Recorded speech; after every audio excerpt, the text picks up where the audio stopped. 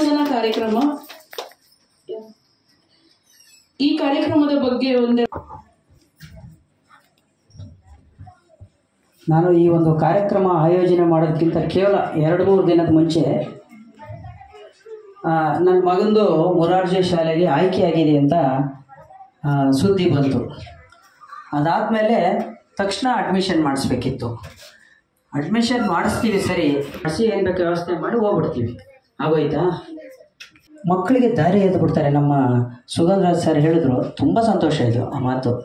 ಅವ್ರಿಗೆ ಯಾವುದೇ ಪ್ರತಿಫಲ ಇರೋದಿಲ್ಲ, ಅಷ್ಟು ಹೃದಯ ತುಂಬಿ ಅವರಿಗೆ ಭಾಳ ಸಂತೋಷ. ಮೇಡಮ್ ಮತ್ತಿಗೆ ಬನ್ನಿ ಮೇಡಮ್.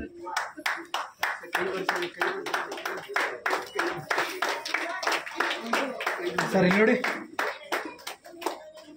ಹಾಗೆ ಈ ಕಾರ್ಯಕ್ರಮಕ್ಕೆ ನಿರೂಪಣೆ ಮಾಡಿದ ಮೀನಾದವರಿಗೂ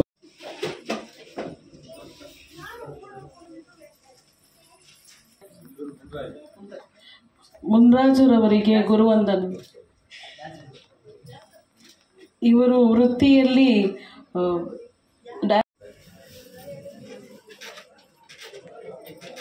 ಸರ್ ಮೇಡಮ್ ಮೇಡಮ್ ಮೇಡಮ್ ಕೂತ್ಕೊಳ್ಳಿ ಮೇಡಮ್ ಮೇಡಮ್ ಇಲ್ಲಿ ಜನರು ಕಾಣ.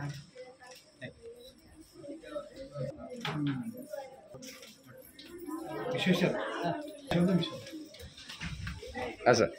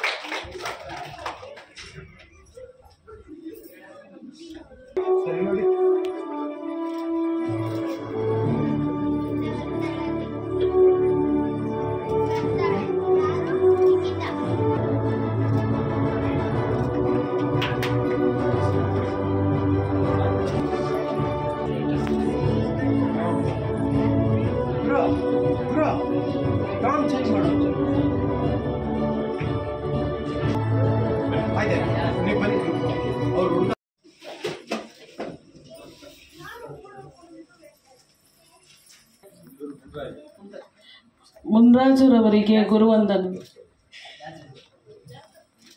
ಇವರು ವೃತ್ತಿಯಲ್ಲಿ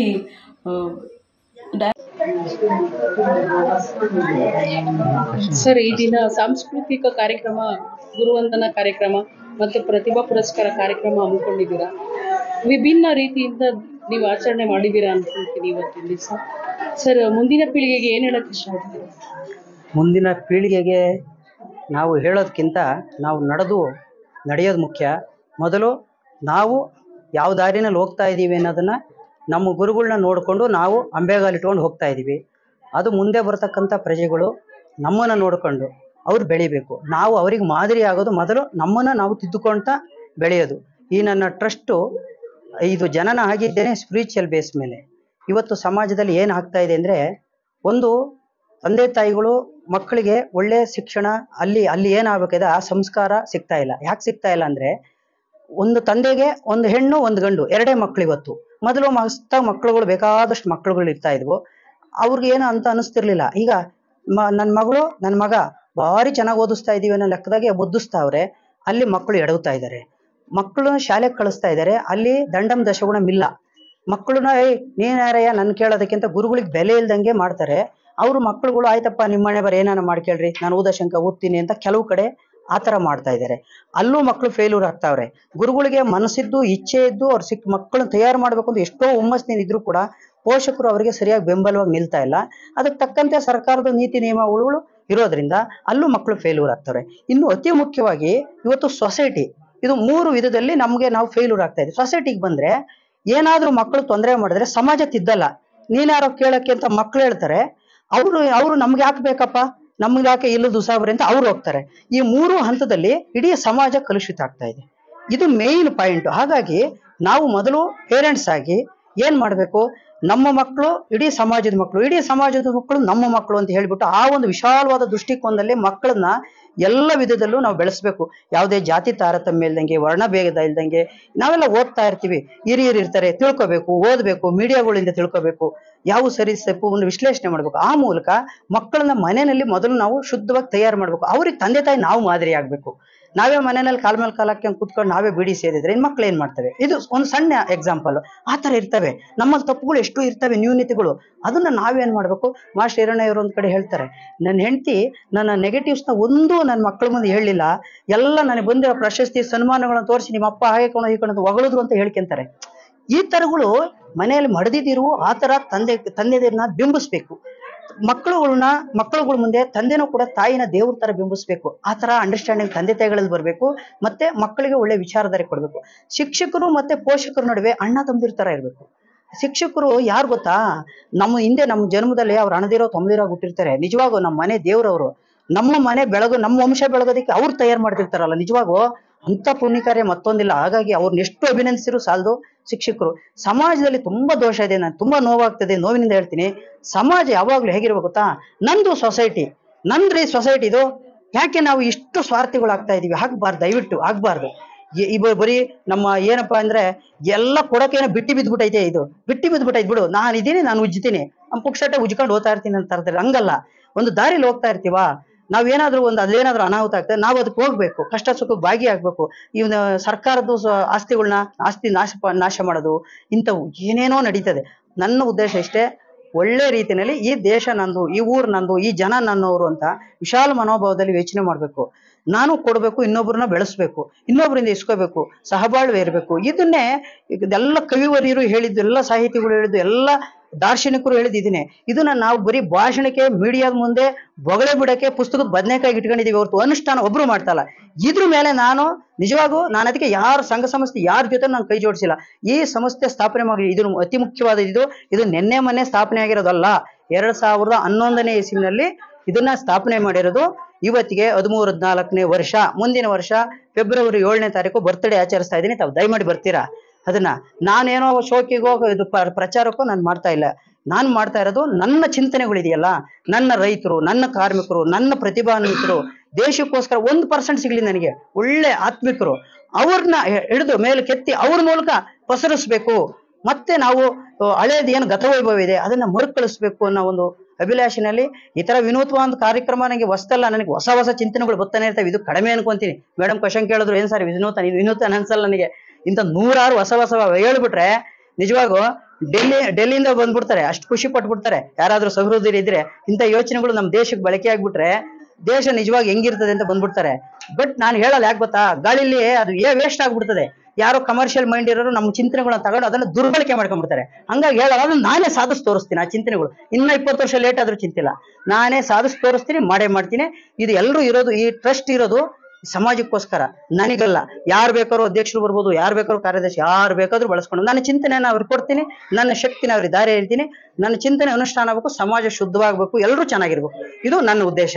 ಎಲ್ರಿಗೂ ಶುಭವಾಗಿ. ಧನ್ಯವಾದ ಸರ್. ನನ್ನ ಹೆಸರು ವಿಶ್ವೇಶ್ವರಯ್ಯ ಎಂ ಜಿ ಗುಣಿ ಬಂದು ನನ್ನ ಕಥೆ, ಕವನ, ಕಾದಂಬರಿ, ಸಾಹಿತ್ಯ ಕ್ಷೇತ್ರದಲ್ಲಿ ತೊಡಗಿಸ್ಕೊಂಡ್ರೆ ಎಂ ಜಿ ಗುಣಿ ಅನ್ನೋದು ಕಾವ್ಯನಾಮ. ನಂದು ಮಾರ್ಗೊಂಡ ಗುಣಿ ಅಂತ. ವಿಶ್ವೇಶ್ವರಯ್ಯ ನನ್ನ ಎಲ್ಲ ಪತ್ರಗಳಲ್ಲಿ, ನನ್ನ ಏನು ಸ್ಟಡಿ ಸರ್ಟಿಫಿಕೇಟ್ ಅಲ್ಲಿ ವಿಶ್ವೇಶ್ವರಯ್ಯ ಎಂ ಜಿ ಗುಣಿ ಅಂತ ಕರೀತಾರೆ. ಸೊ ನಾನು ಅಂಚೆ ಇಲಾಖೆಯಲ್ಲಿ ಕೆಲಸ ಮಾಡ್ತಾ ಇದ್ದೀನಿ. ಅಂಚೆ ಇಲಾಖೆ ಸರ್ಕಾರಿ ನೌಕರನಾಗಿ ಕೆಲಸ ಮಾಡ್ತಾ ಇದ್ದೀನಿ. ನಾನು ಒಬ್ಬ ರಂಗಭೂಮಿ ಕಲಾವಿದನಾಗಿ, ಹಾರ್ಮೋನಿಯಂ ಮೇಷ್ಟ್ರಾಗಿ, ಕತೆ ಕವನ ತೋಚಿದ್ದನ್ನ ಗೀಚೋದ್ರ ಮೂಲಕ ಈ ಎಲ್ಲ ಒಂದು ಸಾಂಸ್ಕೃತಿಕ ಲೋಕದಲ್ಲಿ ಒಡನಾಡಿಯಾಗಿ, ಈ ಎಲ್ಲದಕ್ಕೂ ಹೆಚ್ಚಾಗಿ ನನಗೆ ಏನಪ್ಪ ಅಂದ್ರೆ, ಇಂಥ ಒಂದು ಕಾರ್ಯಕ್ರಮಗಳ ಮೂಲಕ, ಈ ಕಾರ್ಯಕ್ರಮದಿಂದ ಸಮಾಜ ಆಗಲ್ಲ, ನಾವು ತಳಮಟ್ಟಕ್ಕೆ ಇಳಿಬೇಕು, ಜನರ ನಾಡಿ ಮಿಡಿತನ ಹರಿಬೇಕು. ಸಮಾಜ ಎಲ್ಲಿ ನೋಯ್ತಾ ಇದೆ, ಎಲ್ಲಿ ಇವತ್ತು ಪ್ರತಿಯೊಂದು ಸಮಾಜದಲ್ಲೂ ಸಹ ಯಾರು ನೋಡಿದ್ರು ಗಂಡ ಹೆಂಡತಿ ಮಧ್ಯೆ ಡಿಸ್ಪ್ಯೂಟ್, ಲಕ್ಷಾಂತರ ಒಂದು ದಿನಕ್ಕೆ ಡಿವೋರ್ಸ್ ಅರ್ಜಿ, ಜಾತಿ ತಾರತಮ್ಯ ಮೇರೆ ಮೀರಿದೆ. ಆಮೇಲೆ ಈ ಹಳ್ಳಿಗಳ ಕಡೆ ಹೋದ್ರೆ ಅಣ್ಣತಮ್ಮದಿರ ಮಧ್ಯೆ ಜಗಳ, ಎಲ್ಲರೂ ನೋಡಿದ್ರೆ ಕೋರ್ಟು ಕಚೇರಿ, ಎಷ್ಟು ಅದು ಹೇಳ್ಬಾರ್ದು ಆ ಮಟ್ಟಕ್ಕೆ ದರಿದ್ರ ಇದಾಗಿದೆ. ಇದಕ್ಕೆಲ್ಲ ಕಾರಣ ಏನಂದ್ರೆ ಮನುಷ್ಯನಲ್ಲಿ ಇರ್ತಕ್ಕಂಥ ಅತ್ಯಂತ ಕೆಟ್ಟ ದುರಾಸೆ.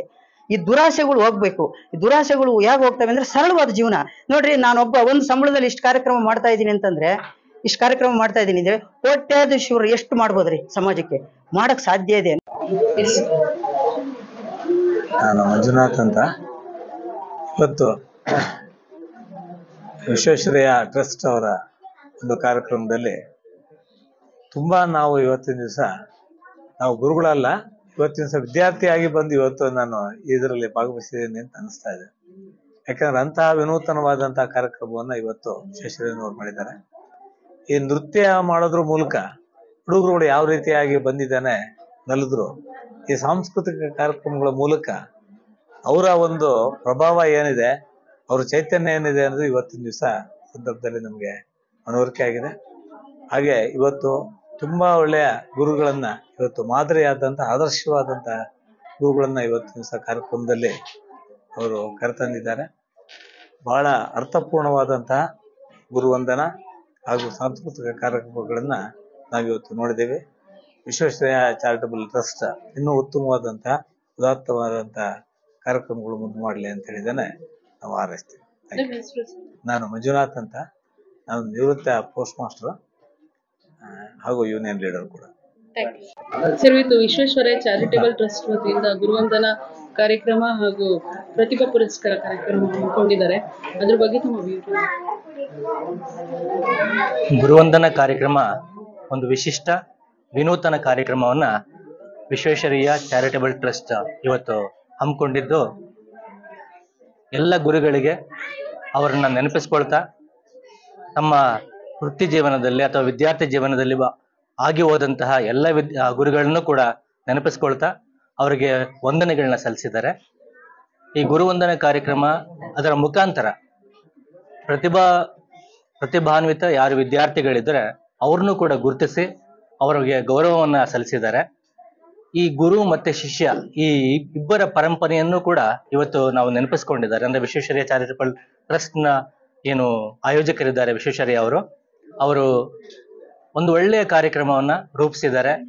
ಈ ಮುಖಾಂತರ ಸಮಾಜಕ್ಕೆ ವಿದ್ಯಾರ್ಥಿಗಳು ಹೇಗೆ ಮಾದರಿ ಆಗ್ತಾರೆ, ಗುರುಗಳನ್ನು ನಾವು ಹೇಗೆ ನೆನಪಿಸ್ಕೊಳ್ತಾ ಇರಬೇಕು. ಹಿಂದೆ ಹೇಳ್ತಾ ಇದ್ರು, ಗುರುವಿನ ಗುಲಾಮನಾಗುವ ತನಕ ದೊರೆಯದಣ್ಣ ಮುಕುತಿ ಅಂತ. ಹಾಗೆ ಗುರುವನ್ನೂ ಕೂಡ ನೆನಪಿಸ್ಕೊಳ್ತಾ ವಿದ್ಯಾರ್ಥಿಯನ್ನು ನಾವು ಹೇಗೆ ಮುಂದೆ ತರಬಹುದು ಅನ್ನೋದಕ್ಕೆ ಒಂದು ಮಾದರಿಯಾಗಿ ಈ ಕಾರ್ಯವನ್ನ ಹಮ್ಮಿಕೊಂಡಿದ್ದಾರೆ. ಗುರು ಮತ್ತೆ ಶಿಷ್ಯ ಇಬ್ಬರು ಒಂದಾದ್ರೆ ಒಂದು ಉತ್ತಮವಾದ ಸಮಾಜವನ್ನ ನಿರ್ಮಾಣ ಮಾಡಬಹುದು ಅನ್ನೋದು ಈ ಮುಖಾಂತರ ಸಮಾಜಕ್ಕೆ ಅವರು ಹೇಳಲು ಹೊರಟಿದ್ದಾರೆ. ಒಬ್ಬ ವಿದ್ಯಾರ್ಥಿಯನ್ನ ಒಂದು ಶಾಲೆಗೆ ಸೇರಿಸಿದ ಮಾತ್ರಕ್ಕೆ ಅವರಲ್ಲಿ ಮುಗಿಸಿಲ್ಲ, ತಮ್ಮ ಕೆಲಸ ಮುಗಿದೋಯ್ತು ಅಂತ ಏನು ಹೇಳಿಲ್ಲ. ಎಲ್ಲ ಗುರುಗಳನ್ನು ನೆನಪಿಸ್ಕೊಂಡು ಆ ಗುರುಗಳಿಗೆ ಗೌರವವನ್ನು ಸೂಚಿಸ್ತಾ ಮುಂದಿನ ಶಾಲೆಯ ಗುರುಗಳನ್ನು ಕೂಡ ನಾವೆಲ್ಲರೂ ಆಗಮಿಸಿದ್ದೀವಿ. ನಮ್ಮನ್ನೂ ಕೂಡ ಈ ಕಾರ್ಯಕ್ರಮಕ್ಕೆ ಸ್ವಾಗತಿಸಿ, ಅಂದ್ರೆ ಅವನ ಯಾರು ವಿದ್ಯಾರ್ಥಿ ಇದ್ದಾನೆ ಆ ವಿದ್ಯಾರ್ಥಿಯ ಜೀವನದಲ್ಲಿ ಗುರುವಿನ ಮಹತ್ವ ಏನು ಅನ್ನೋದನ್ನು ಕೂಡ ಇವತ್ತು ಇಲ್ಲಿ ಈ ಕಾರ್ಯಕ್ರಮದ ಮುಖಾಂತರ ಎಲ್ಲರಿಗೂ ಕೂಡ ತಿಳಿಸ್ಕೊಳ್ಳಲಿಕ್ಕೆ ಬಯಸಿದ್ದಾರೆ. ಇದು ನನಗೆ ತಿಳಿದ ಮಟ್ಟಿಗೆ ಒಂದು ಉತ್ತಮವಾದಂತಹ ಕಾರ್ಯಕ್ರಮ. ಗುರು ಶಿಷ್ಯ ಪರಂಪರೆ ಹೀಗೆ ಮುಂದುವರಿತಾ ಇರಲಿ.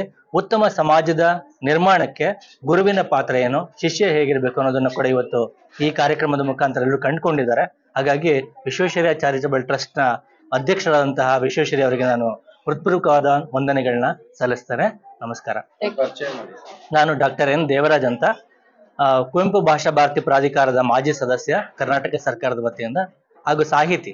ಇದರ ಜೊತೆಗೆ ಮೊರಾರ್ಜಿ ದೇಸಾಯಿ ವಸತಿ ಶಾಲೆಯಲ್ಲಿ ಹಿಂದಿ ಅಧ್ಯಾಪಕನಾಗಿ ನಾನು ಕಾರ್ಯನಿರ್ವಹಿಸ್ತಾ ಇದ್ದೇನೆ. ಅಲ್ಲೇ 5 ವರ್ಷಗಳ ಕಾಲ ಪ್ರಾಂಶುಪಾಲನಾಗಿ ಕೂಡ ಕಾರ್ಯವನ್ನು ನಿರ್ವಹಿಸಿದ್ದೇನೆ. ಧನ್ಯವಾದ.